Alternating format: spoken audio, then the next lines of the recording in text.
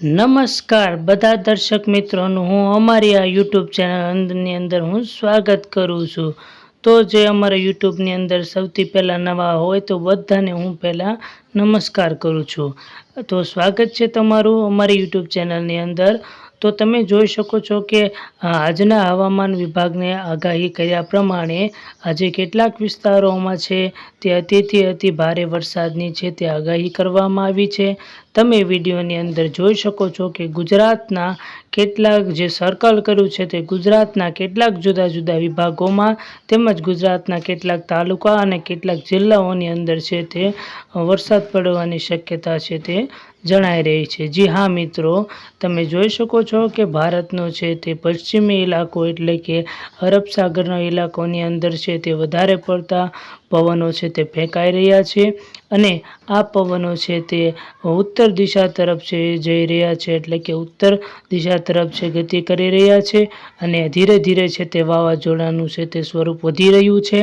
અને આ વાવાઝોડું છે એક મોટો વિશાળ સ્વરૂપ ધારણ કરી અને છે તે ગુજરાત સાથે ટકરાવવાનું છે। મિત્રો, જો તમે આવી નવી માહિતી એકઠી કરવા માગતા હો તો સૌથી પહેલાં અમારી ચેનલની અંદર છે તે તમે સબસ્ક્રાઈબ કરી લો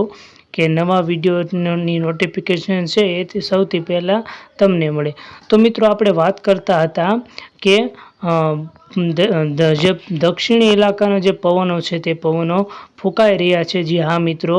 અને આ પવનો છે એટલે કે ઈરાન અને ઈરાક વચ્ચે જે યુદ્ધ ચાલી રહ્યું છે એ બાજુથી છે તે પવનો છે તે ફેંકાઈ રહ્યા છે અને આ પવનો છે તે ગુજરાતને ખૂબ જ વિકટ અને ખૂબ મોટી સમસ્યા લાવી શકે તેવી છે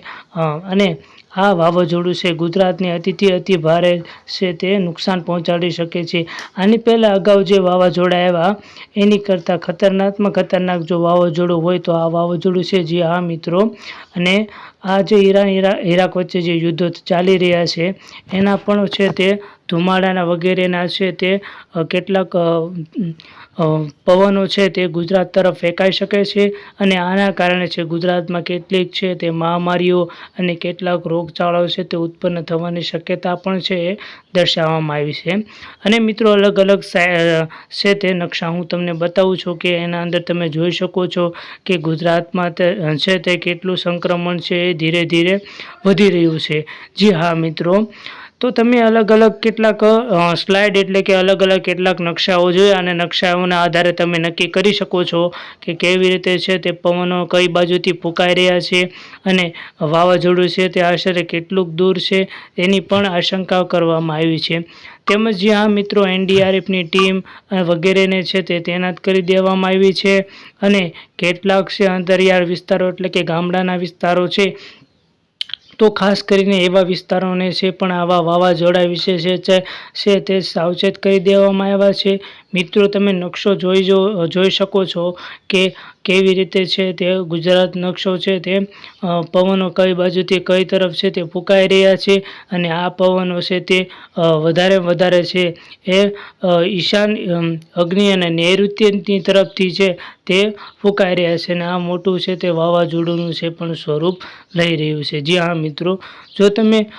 વિડીયોની અંદર નવા હો તો ફરીવાર હું તમને જણાવી દઉં કે વિડીયોને છે તે સબસ્ક્રાઈબ જરૂર કરજો। અને મિત્રો, કહી શકાય કે આ એક માવઠું છે કે જે આ મિત્રો કે ભર ઉનાળે એટલે કે 45 ડિગ્રી છે એ તાપમાન હોવા છતાં છે પણ ગુજરાતમાં છે એક માવઠાનું સ્વરૂપ છે એ આવી રહ્યું છે અને આ એક કમોસમી વરસાદ કહેવાય છે કે જે ખરેખર મોસમમાં વરસાદ જે ઋતુ પ્રમાણે વરસાદ આવે વરસાદ હોતો નથી। અને અંબાલાલ પટેલે પણ અને આપણા ગુજરાતના પ્રખ્યાત છે પર્યાવરણ તેમજ વરસાદના જાણીતા એવા છે અંબાલાલ પટેલ અને પરેશ ગોસ્વામી છે તે મુખ્ય આગાહી કરી છે કે મોટામાં મોટી છે તે ગુજરાતમાં છે આફત આવવાની આશંકા છે પણ એણે વ્યક્ત કરી છે। અને તમે જોઈ શકો છો કે ગુજરાતમાં છે તે ઈશાન ખૂણેથી છે ઈશાનના સામેના ખૂણે એટલે કે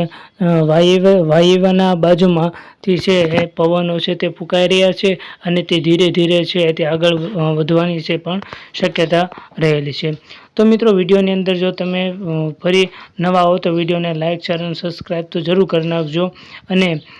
મળીએ એક નવા વિડીયો સાથે। તો બસ અસ્તુ.